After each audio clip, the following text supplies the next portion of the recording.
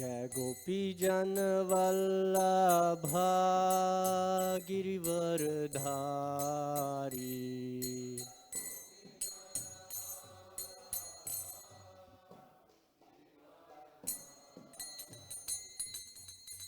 यशोदानंदन व्रज जन रंजना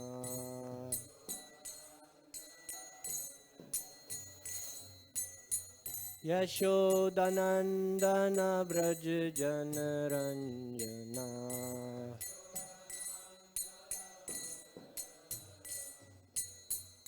यमुना तीरा वनचारी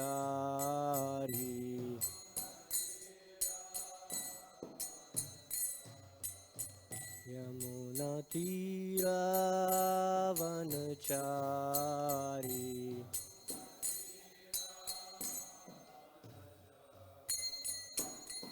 जय राधा माधवा कुंज बिहारी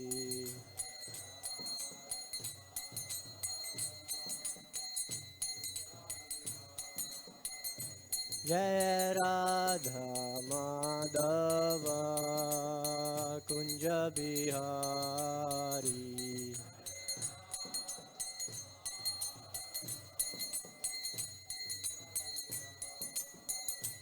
जय गोपी जन वल्लभा गिरिवरधारी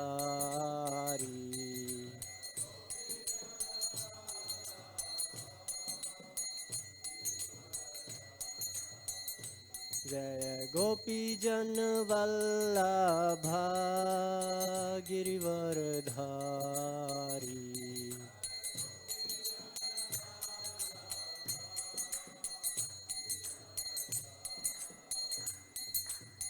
यशोदानंदन व्रज जन रंजना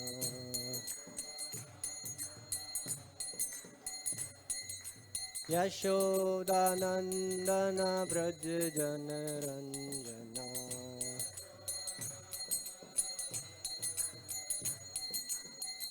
यमुना तीरा वनचारी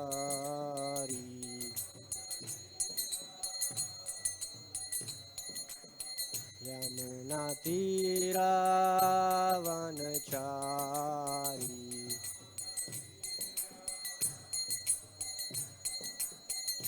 जय Radha Madhava Kunj Bihari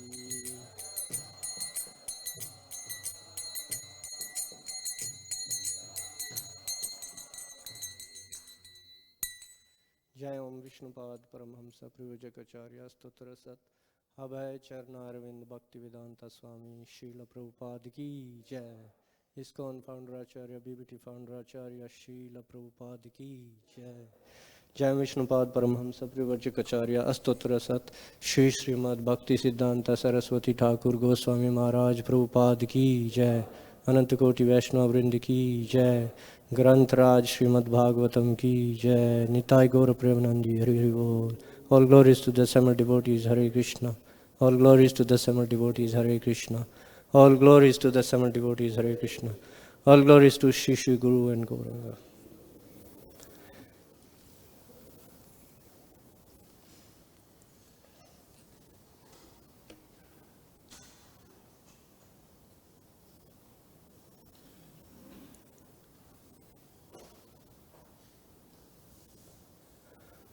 Om Namo Bhagavate Vasudevaya. Om Namo Bhagavate Vasudevaya. Om Namo Bhagavate Vasudevaya.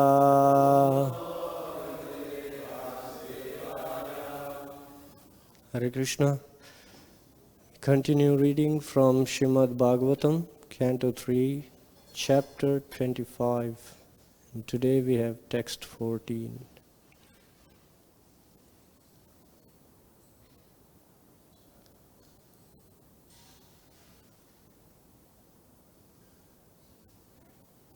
tam imam te pravakṣyāmi yam avocam purānaghe ṛṣīṇāṁ śrotu-kāmānāṁ yogam sarvāṅga-naipuṇam tam imam te pravakṣyāmi yam avocam purānaghe ṛṣīṇāṁ śrotu-kāmānāṁ yogam sarvāṅga-naipuṇam tam imam te pravakṣyāmi yam avocam purānaghe ṛṣīṇāṁ śrotu-kāmānāṁ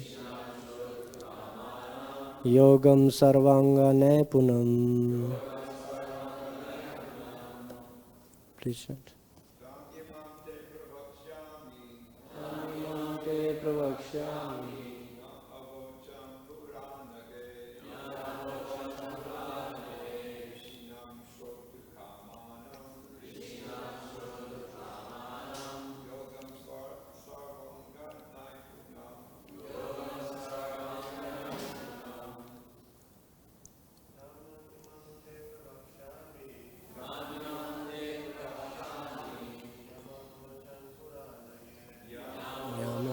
purānaghe ṛṣīṇāṁ śrotu-kāmānāṁ yogam sarvāṅga-naipuṇam. Anyone else?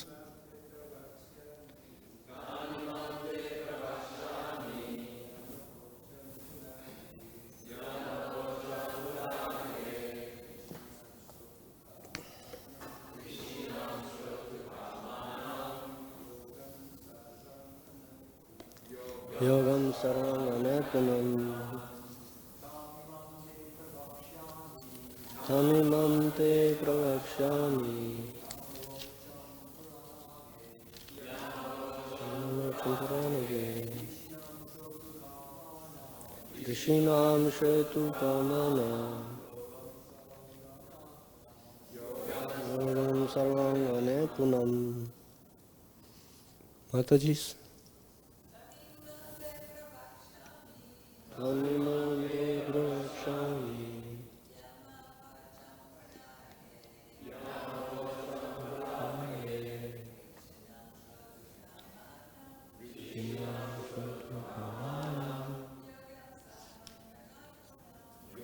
Yogam sarvāṅga-naipuṇam tam imam te pravakṣyāmi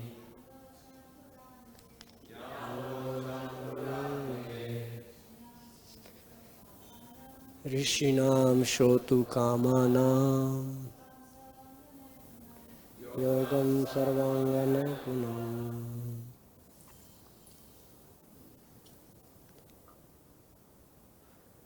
Synonyms. Tam imam, that very, te, to you, pravakṣyāmi, I shall explain, yam, which, avocam, I explained, purā, formerly, anaghe, O pious mother, ṛṣīṇāṁ, to the sages, śrotu-kāmānāṁ, eager to hear, yogam, yoga system, sarvāṅga, in all respects, naipuṇam, serviceable and practical. Translation and purport by His Divine Grace Abhay Charanarvind Bhaktivedanta Swami Prabhupada Srila Prabhupada Ki Jai. Translation. O most pious Mother, I shall now explain unto you the ancient yoga system, which I explained formerly to the great sages. It is serviceable and practical in every way. Purport. The Lord does not manufacture a new system of yoga. Sometimes it is claimed that someone has become an incarnation of God and is expounding a new theological aspect of the absolute truth.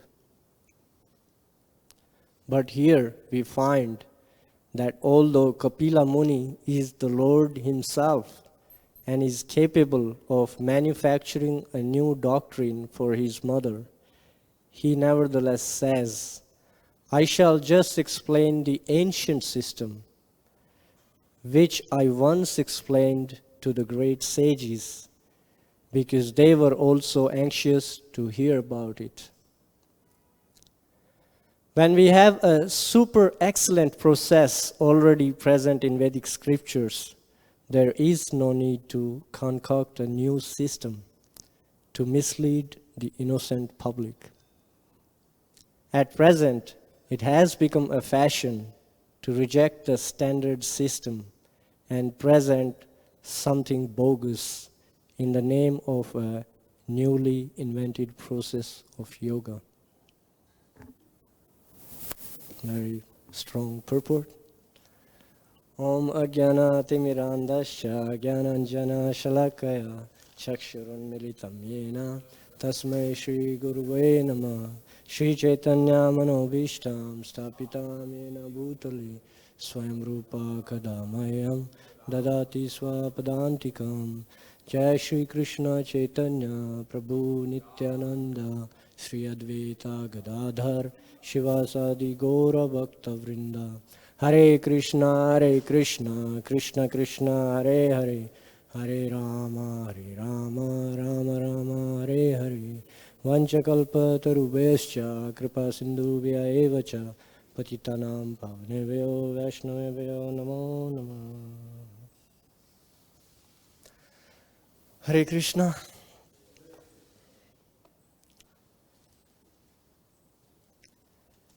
So there are many points in this verse. We will try to cover as many as possible.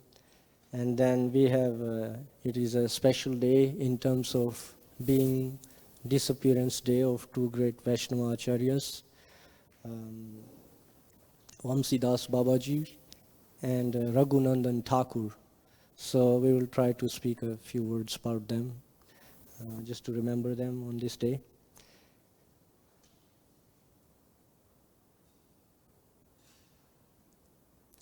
So here, one striking point Srila Prabhupada is mentioning is that the Lord does not manufacture a new system of yoga.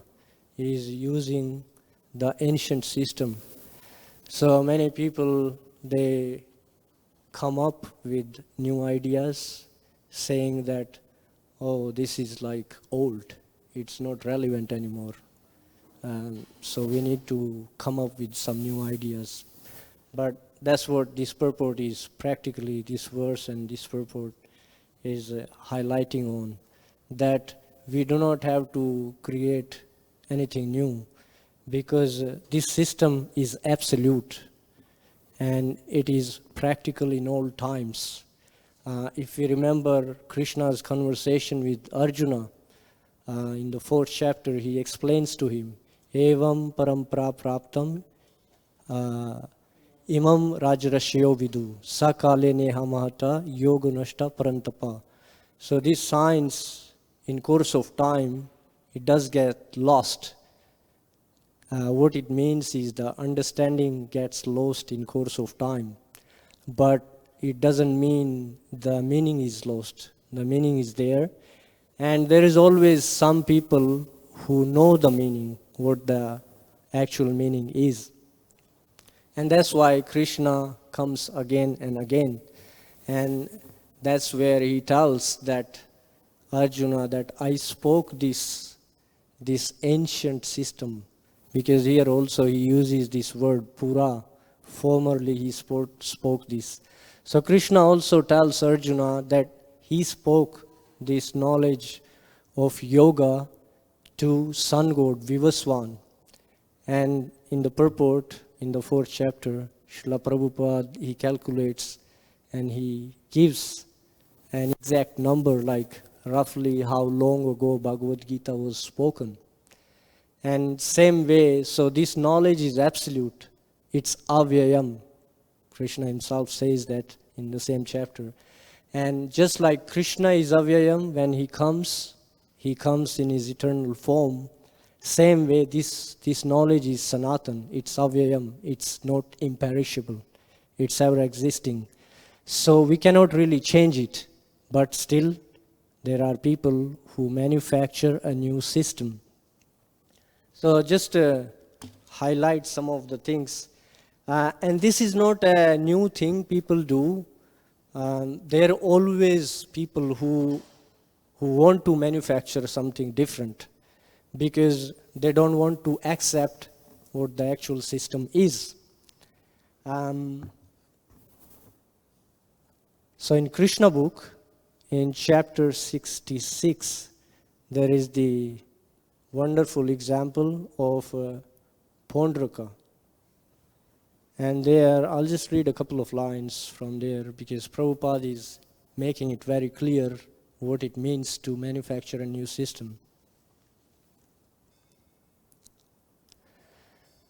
So this is from Krishna book.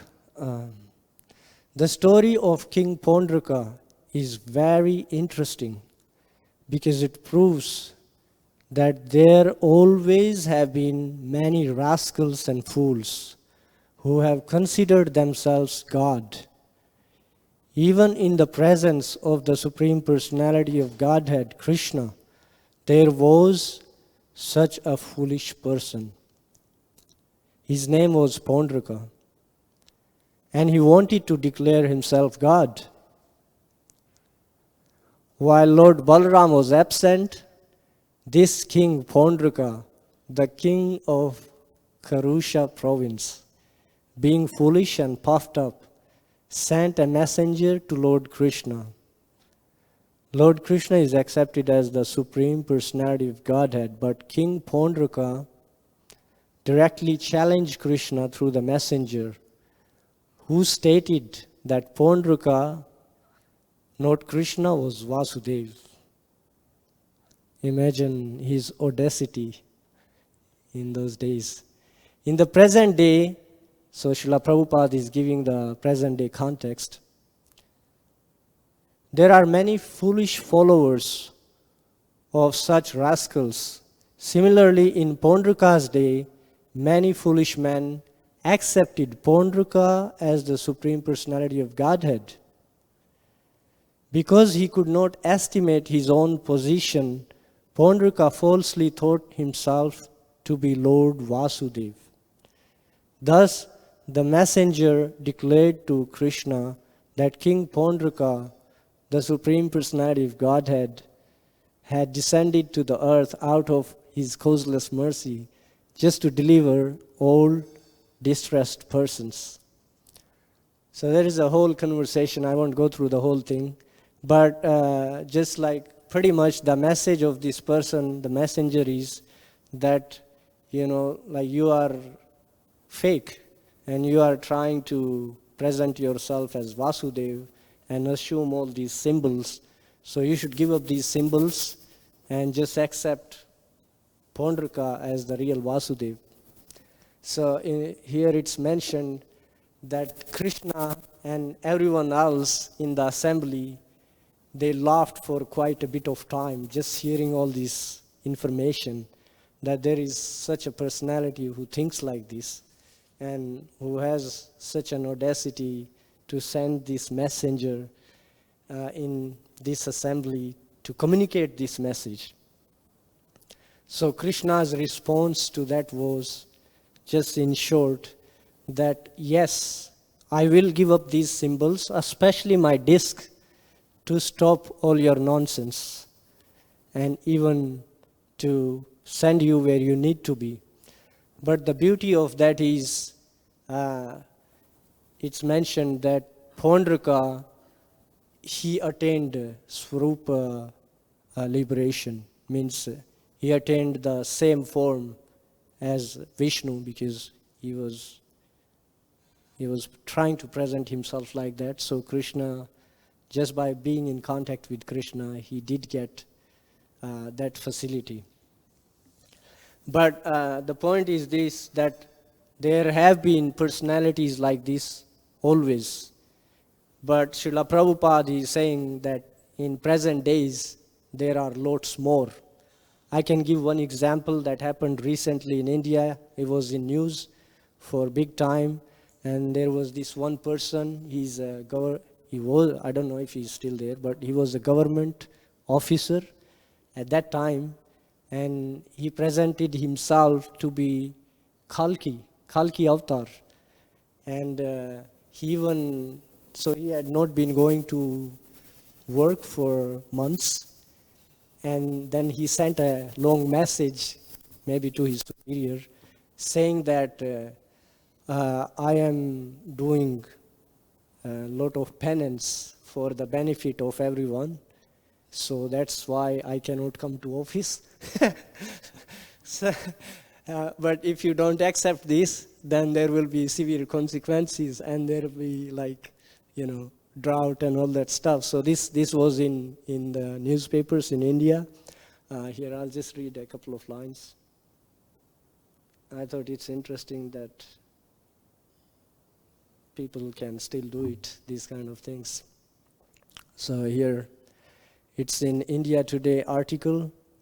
Gujarat man who claims to be Lord Vishnu incarnate warns of drought if his gratuity not released.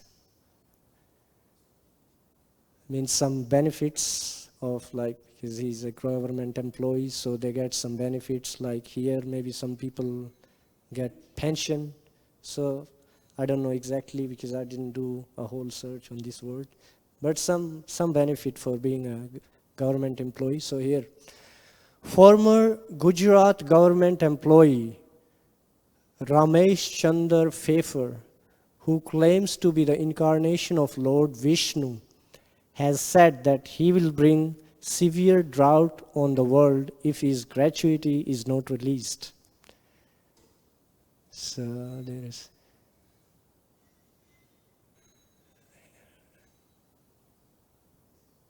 Okay. So here, former Gujarat government employee, avatar or the last incarnation of Lord Vishnu, and granted premature retirement for long-term absence from office, has demanded that his gratuity be released immediately, or else he will bring a severe drought on the world using his divine powers this year. Pfeffer was earlier granted premature retirement from the government service due to his absence from office following his avatar claim. There's lots of ads in between here.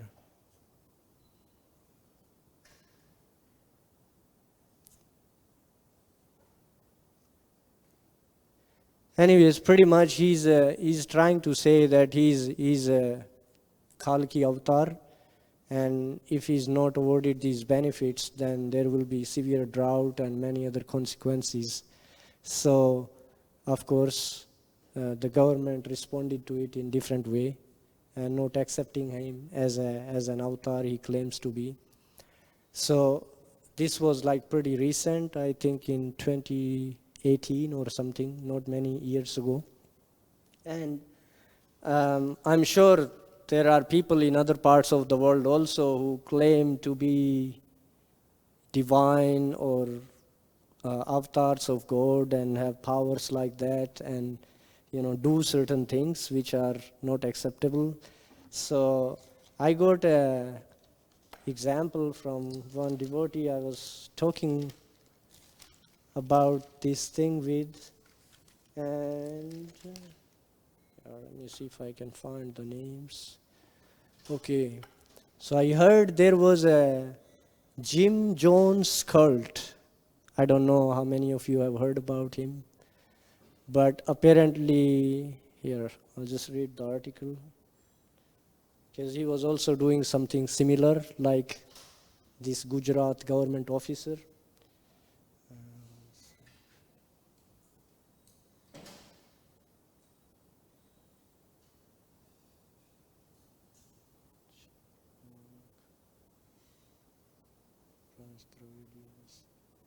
Okay, so here, this is available on the internet also.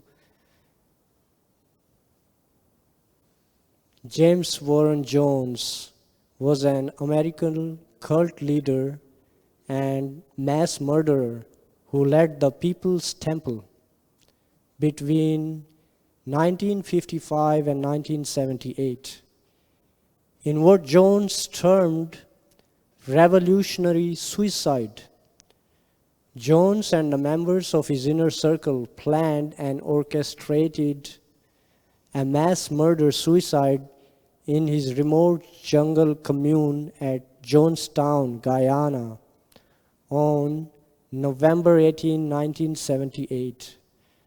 And the events that occurred at Jonestown have had a defining influence on society's perception of cults. Anyways, it gives a lot of information. As a child, he became like a member of a church, and he started growing lots of followers, became popular, and then he came up with his own idea. And this was his own idea. So he took all these followers to Guyana in his commune, and there, they organized this like a mass suicide. Many people died as a result of that. So that was Jim Jones, and Jim Jones, yeah. And then I heard about one more branch, Davidians. Anyone heard about these guys? Yes, Maharaj knows.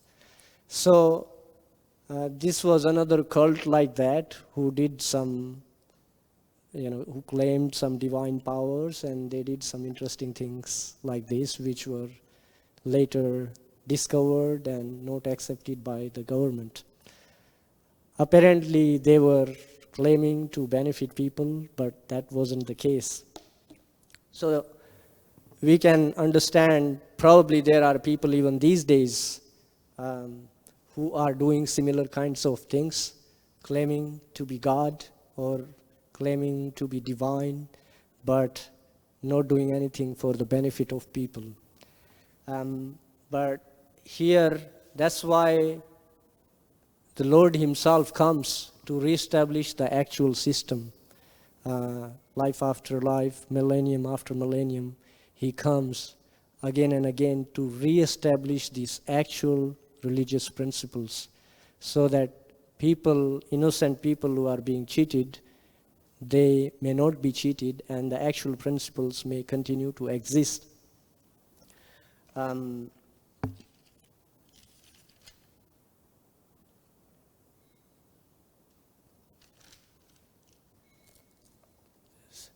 So the yogam, coming to the point of in the purport about people manufacturing new yoga systems, we can see in present context how much yoga has become popular, but not necessarily as yoga in its real meaning, but yoga as maybe physical exercises to have good health, or maybe a little bit more than that, but not in its real meaning, because the meaning of yoga given in Bhagavad Gita is, it's here, I'll read the exact meaning, is a relationship of the soul with the Supreme.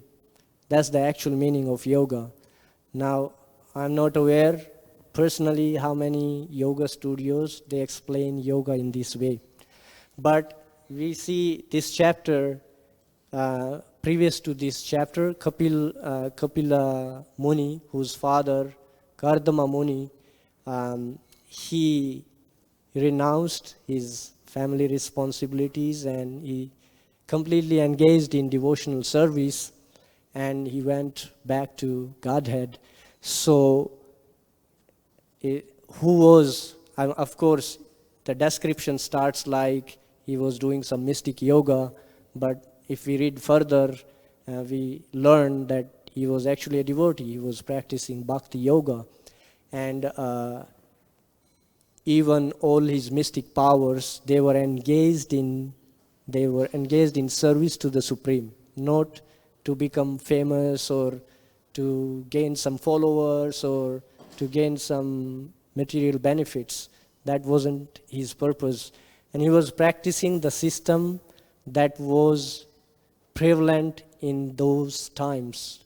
So we are talking about the Satya Yuga. That's when Kapila Muni was in meditation for thousands of years. Now, the yoga system presented nowadays in Kali Yuga by Lord Chaitanya is Sankirtan, Harinam Sankirtan, chanting the names of the Lord congregationally. So that's the current system, but still there are many people, they are introducing various kinds of systems. And even within chanting congregationally, people come up with different kinds of kirtans. And then even within those kirtans, sometimes they come up with their own concocted, manufactured songs. So this way the system is changed in course of time.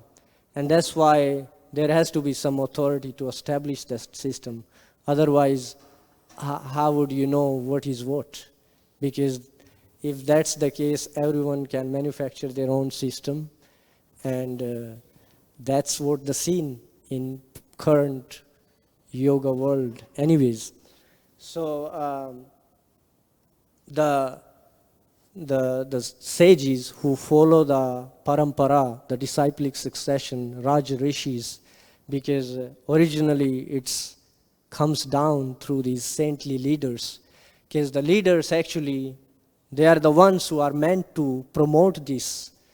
But if the leaders are not educated in this, then of course we will have a situation what we have today, where we have people like these, they claim to be divine or avatars of God, and we are landed in this kind of situation where so many innocent people are being affected in that way. So these were few points just to keep in time, but I would like to just read one more verse where, because Mother Devahūti, when she approached Kapila Muni, her request was that he speak these signs, because she's feeling the material pangs of not being in awareness of the system. And so this was his response to her. Okay, 19th. Just have to scroll through a few verses.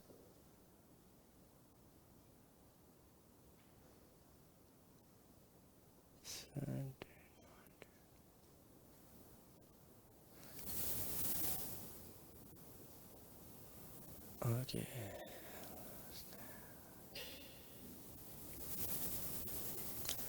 All right, here. This is Kapila Muni's response to Mother Devahūti. Perfection in self-realization cannot be attained by any kind of yogi unless he engages in devotional service to the Supreme Personality of Godhead, for that is the only auspicious path. And gradually we are coming to the verses like Satam Prasangan Mam Virya Samvido, where because he's starting slowly talking about yoga, and then he's exclusively talking about bhakti. So even like that's how we see all the acharyas, even Srila Prabhupada, when he's giving a talk, he starts like that, and then he exclusively starts to talk about bhakti. Because that ways, even people who are not open to hearing about bhakti, they become open to it, because they can see bhakti is actually all-encompassing. It includes all other processes in it. But if we're only talking about like jnana or like ashtanga or hatha or different aspects, they don't necessarily, or karma, they don't necessarily include the element of bhakti. That's why he's exclusively mentioning here that those practices, they become perfect when they are dovetailed to the Supreme in devotion service. Just one more. Okay. This is a little hope-giving verse. Every learned man knows very well that attachment for the material is the greatest entanglement of the spirit soul. But that same attachment, when applied to the self-realized devotee, opens the door of liberation. This is text 20 in the same chapter. Of course, this chapter has lots of famous verses. So we have few minutes. I will get on to just reading a few things about Raghunandan Thakur and Vamsidas Babaji. Okay. So Raghunandan Thakur, his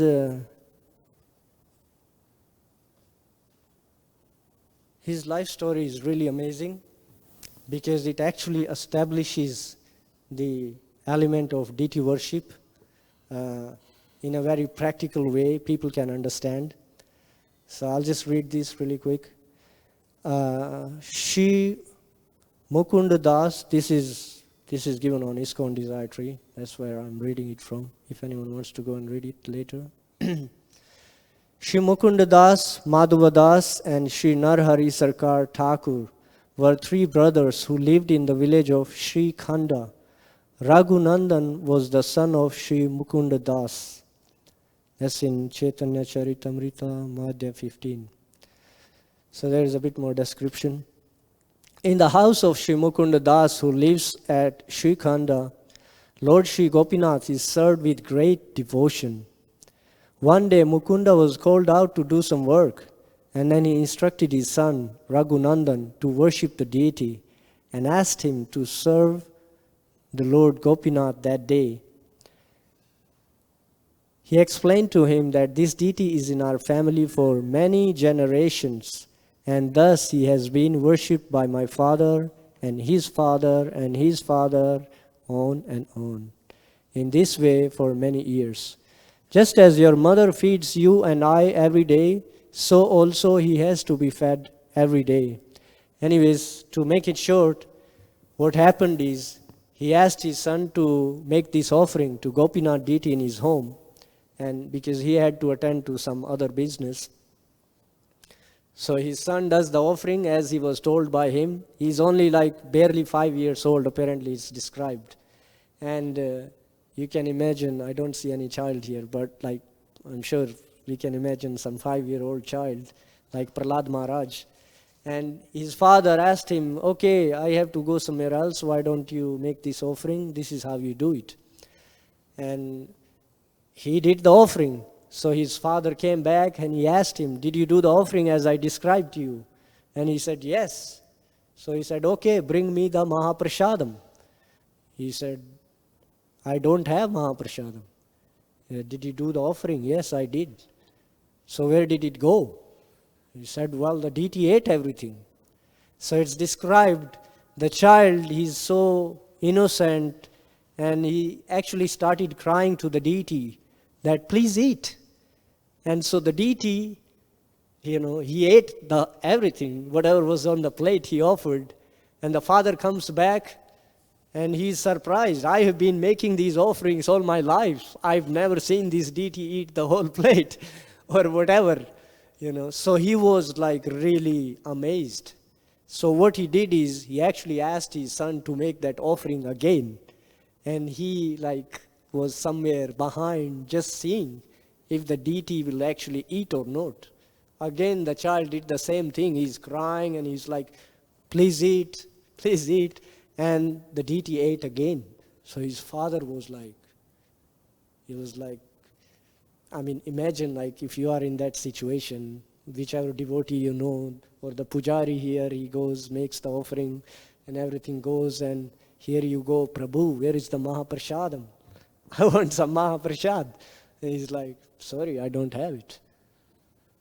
So that's what happened. So this is Raghunandan as a child.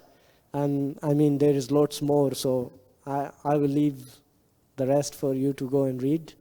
I'll just read a little bit about Vamsidas Babaji, because he's another great devotee who actually had divine powers and who showed those powers by his action. So I'll just read that really quick. Okay, this is also from ISKCON Desire Tree. These are actually excerpts from O.B.L. Kapoor's book, The Saints of Bengal.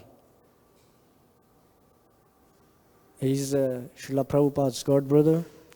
So Vamsidas Babaji was a Siddha Mahatma in the disciplic succession of Sri Narottam Das Thakur.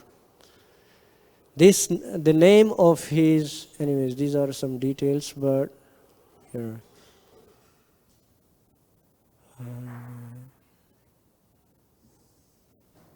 He lived far away from the world in a solitary place on the bank of Ganga near Baral Ghat in Navadvip, as if he was renounced by the world as an idiotic and worthless destitute. But the fact is that it is not the world that had renounced him, but he who had renounced the world as worthless. He hardly had any worldly possessions. His only possessions were an old kopin, karanga and kanta. Once Shripad Haridas Goswami asked him why he did not wear bahirvas. He replied, I live only with ka, which means kopin, karanga and kanta. I have nothing to do with ba, which means bahirvas or outer garment. Bahirvas brings relationship with the outer world and the people who are bahir-anga, that is those who are attached to the outer world. My Gora has asked me not to wear bahirvas and mix with people who are bahir-anga. Vamsidas Babaji lived in a world of his own. His life centered around his deities, Gaura Gadadhar, Nitai, Radha Krishna and Gopal. I'll just read a few lines, because it's very amazing how he deals with his deities. If Savas Prabhu finds out any pujari is dealing with deities here, I don't know what their life is going to be like. But here, you see how he deals with. We can see, we can perform devotional service on different levels. So like this author is already mentioned right at start, he's a Siddha Mahatma. He's already a liberated sage. So he's performing devotional service in that mood. We are like sadhakas, we are trying to become a devotee. So our performance of devotion service is different than what a liberated person performs. So that's what we are hearing here. So don't get ideas that you could go and do that with the deities. For the service of these deities, he had 2 brass pots, some earthen pots, 1 plate, 1 glass, some small cups, panchapatra, bell and conch shell and nothing else. Baba passed day and night in the service of the deities and in sweet talks with them. How much time do we spend in sweet talks with deities here? Early in the morning, he went out from his kuti to collect flowers. Then he went for bhiksha. He returned to the kuti about noon and made garlands from the flowers for each of the 6 deities. After that, he started cutting vegetables. He washed each vegetable a number of times. Then he cleaned rice. He examined each grain of rice. If he found any grain from which the husk was not removed, he removed it with his own hand. He did everything slowly, contemplating all the time the Leela of Radha Krishna or Gaura Nitai, and singing or even talking to them. It was only late in the evening that he could cook and offer bhoga to the deities. He had no consciousness of time. Morning and evening, day and night had no meaning for him. Almost the whole night he kept awake, talking and singing. Once Sripad Haridas Goswami was surprised to see him cooking for the deities at about 9 a.m. He said to him, "Baba, it would be fine if you prepare bhoga for the deities like this in the morning every day." He replied, "I do not know morning or evening.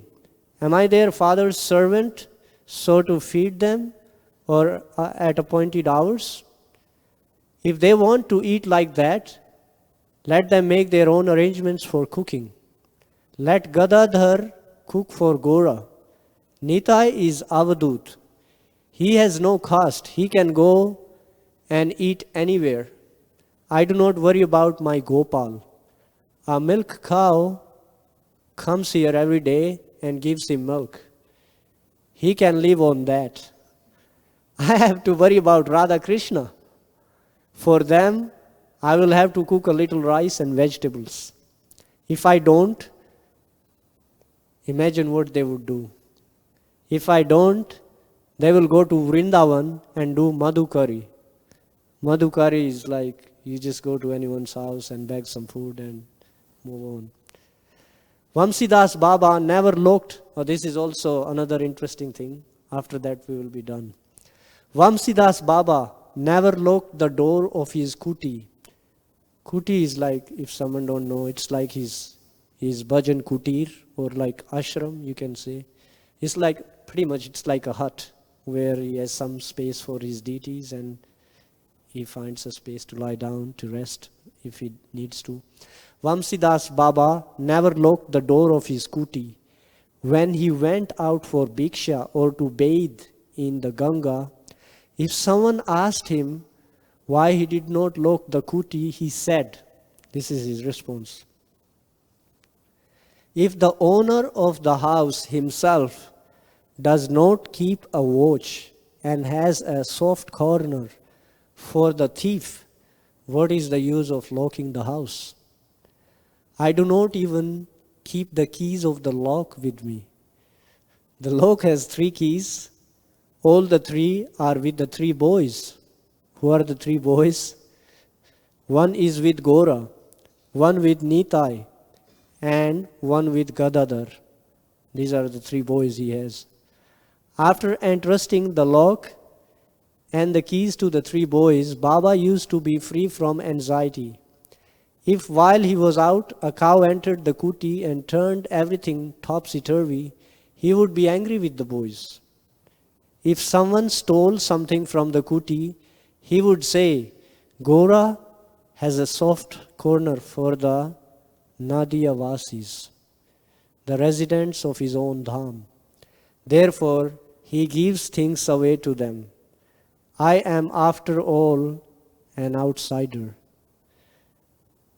Once a gold necklace given by someone to Gora was stolen when he had gone out for bhiksha. On returning to the kuti, he kept on scolding Gora and asking him whom he had given away the necklace for about 2 hours. Towards evening, he got a hint. He then went to the house of the thief and asked him for the necklace.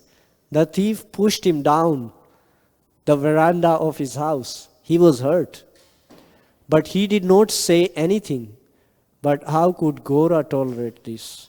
The thief soon died, as well as all the other members of his family.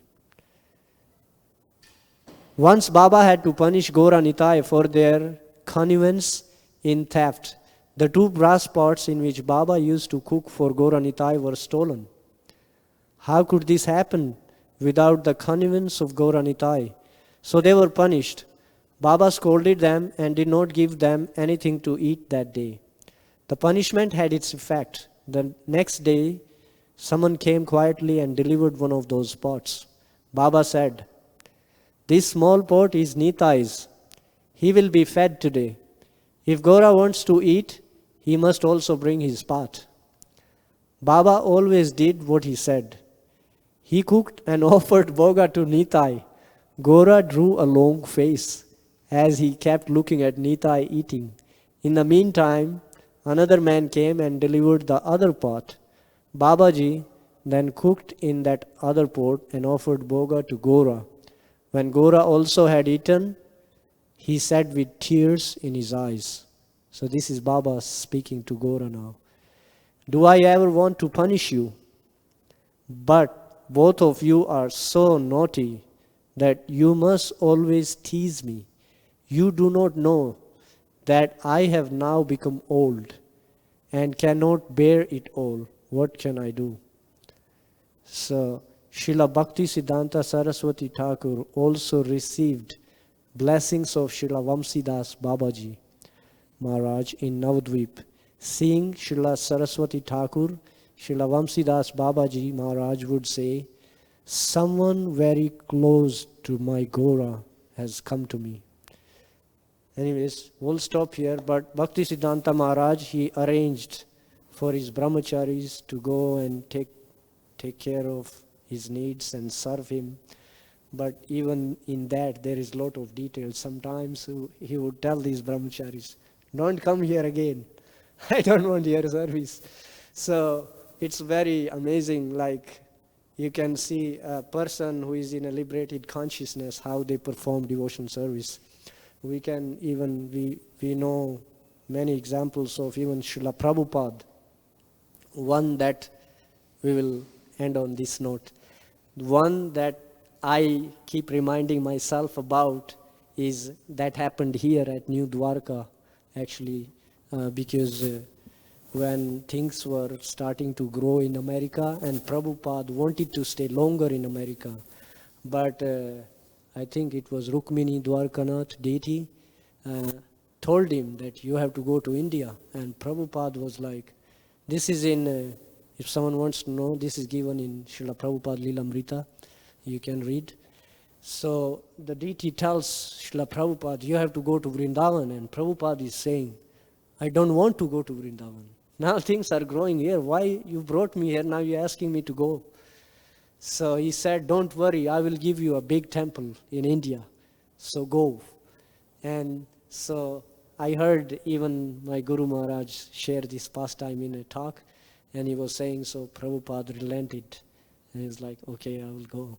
And that's how the temple in Vrindavan and Juhu, those temples, they came.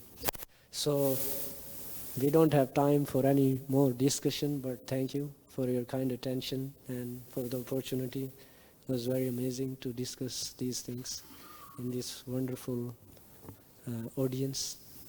Grantaraj Srimad Bhagavatam ki jai, Srila Prabhupada ki jai, Vamsidas Babaji ki jai, Raghunandan Thakur ki jai.